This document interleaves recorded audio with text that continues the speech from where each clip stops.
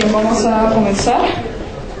En primer lugar, el Centro de Análisis e Investigación Política, CAIP, se complace en darles la bienvenida a cada uno de ustedes a esta conferencia titulada Antonio Gramsci y Roberto Espósito, dos lectores de Maquiavelo.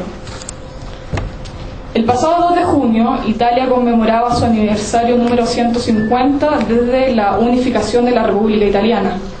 Si bien durante 150 años han pasado acontecimientos que han marcado la política y sociedad italiana, uno de los precursores de lo que son los principios republicanos hoy en día fue Nicolás Maquiavelo. En medio de las circunstancias políticas, fue un revolucionario político de su época. Nos propuso analizar la política desde la esfera de la realidad, más allá del deber ser, de la ética o moral.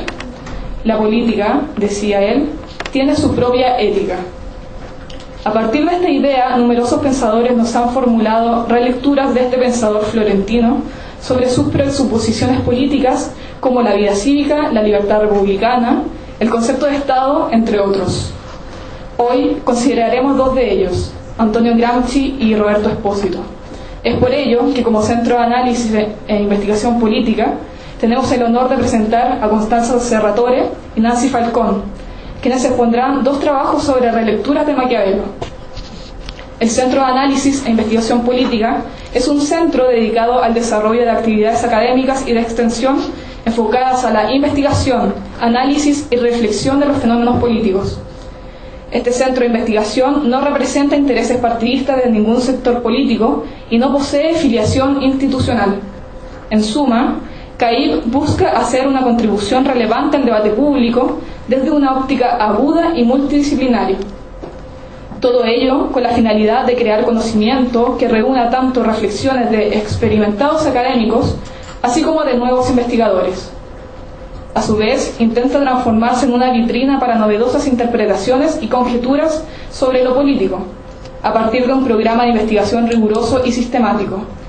Por otra parte, el centro publica semestralmente la revista Pléyade, la cual es una revista científica de carácter internacional dedicada principalmente a la ciencia política, la cual incentiva la discusión académica de los fenómenos políticos, considerando temas como la filosofía política, los estudios latinoamericanos, la economía política, las relaciones internacionales, entre otros.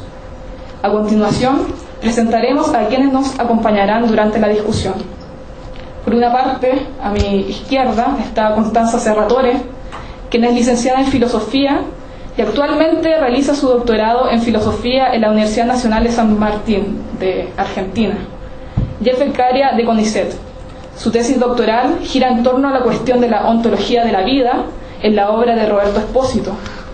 Se desempeña como docente universitaria, concursada en la Cátedra de Derecho Romano de la Universidad de Buenos Aires.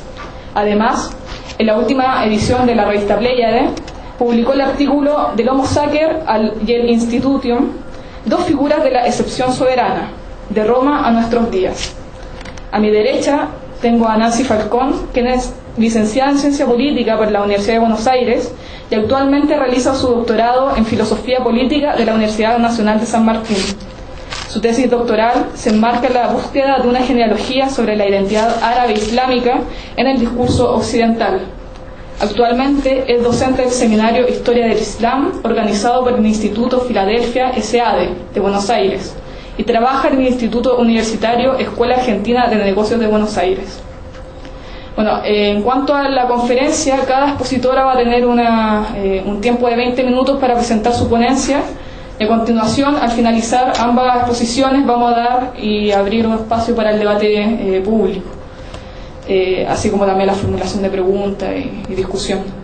Bueno, en primer lugar va a exponer Nancy, quien va a presentar el texto Roberto Espósito, Conflicto y vida en el pensamiento de Maquiavelo. No, al revés. No. Al revés. Al revés. Entonces Nancy va a presentar Maquiavelo, la figura del intelectual en Gramsci. Y Constanza va a presentar Roberto Espósito, Conflicto y vida en el pensamiento de Maquiavelo.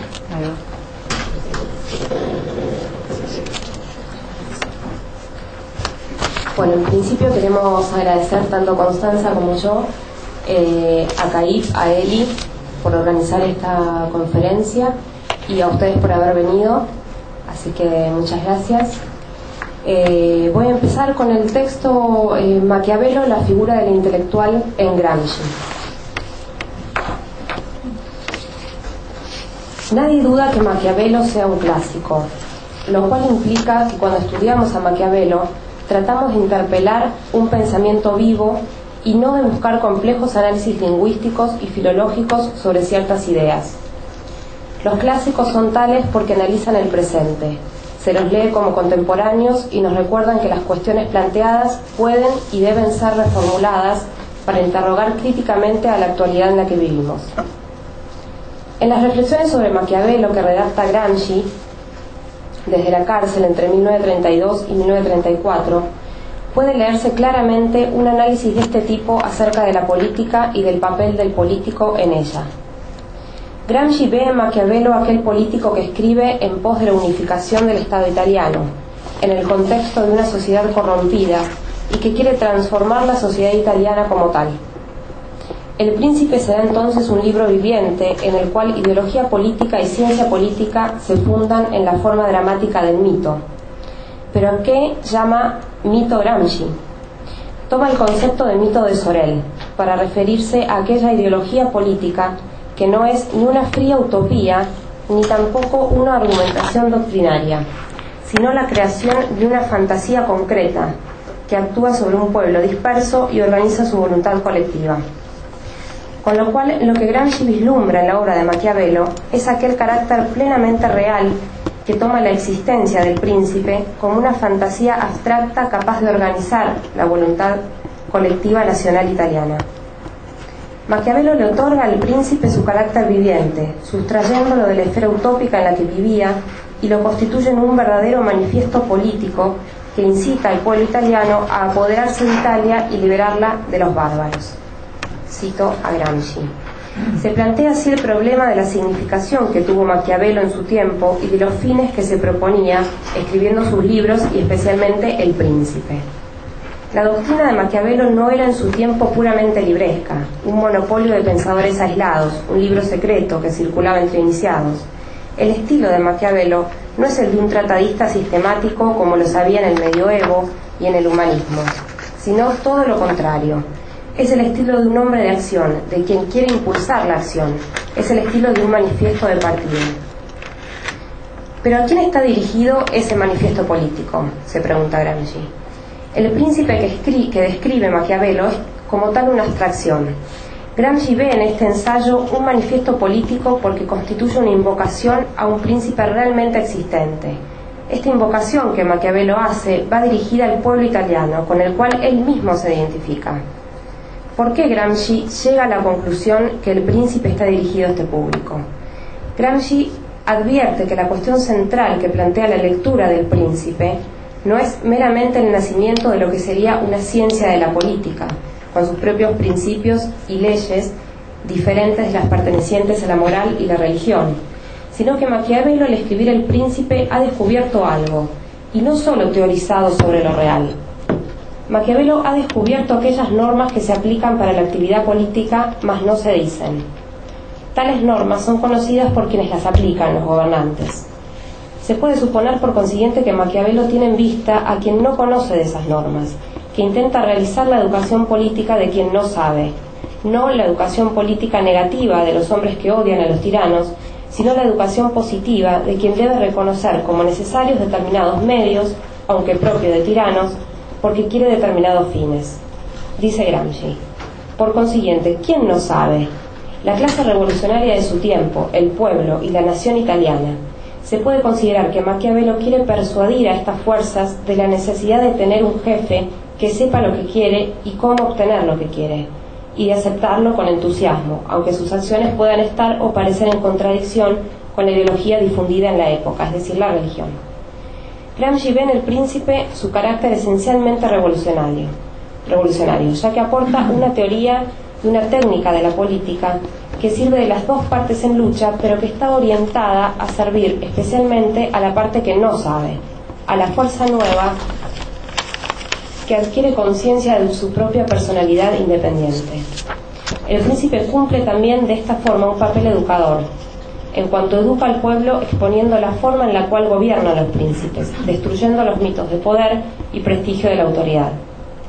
Por todo ello, Gramsci ve en Maquiavelo aquel intelectual que intentó realizar una reforma intelectual y moral, es decir, cambiar la concepción del mundo de su época, y con ello crear el terreno para desarrollar una voluntad colectiva nacional popular, capaz de llevar a cabo la creación de un nuevo Estado, pero que lamentablemente fracasó en su empresa.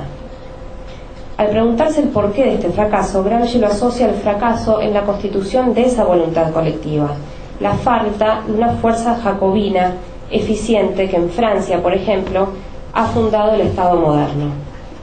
Esta voluntad colectiva nacional es definida por Gramsci en un sentido moderno, como la voluntad como conciencia activa de la necesidad histórica, como protagonista de un drama histórico efectivo y real.